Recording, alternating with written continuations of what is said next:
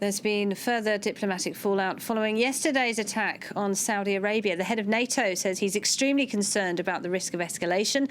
Iran denies any involvement in the bombing of Saudi petrol plants, a move which wiped out 5% of the global oil supply.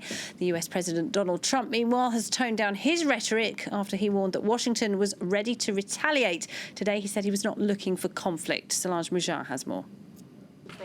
From locked and loaded to let's wait and see, Donald Trump has pedaled back his rhetoric about how to respond to one of the most destructive attacks on the U.S. ally, Saudi Arabia's oil fields.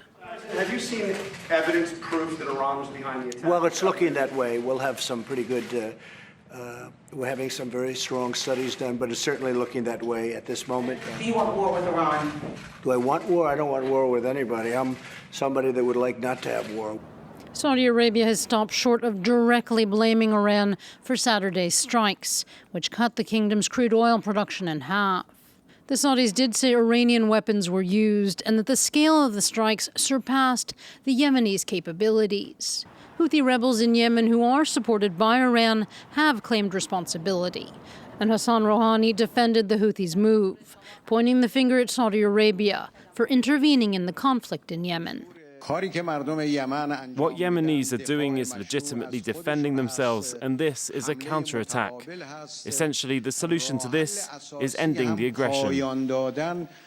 While softening his tone about a possible war with Iran, the U.S. president now denies he's willing to meet, without conditions, the Iranian president.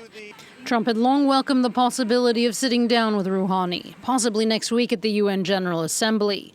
But Tehran has said they'd only be willing to restart talks if the U.S. rolls back its sanctions, ones the U.S. doubled down on after Trump pulled out of the Iran nuclear deal.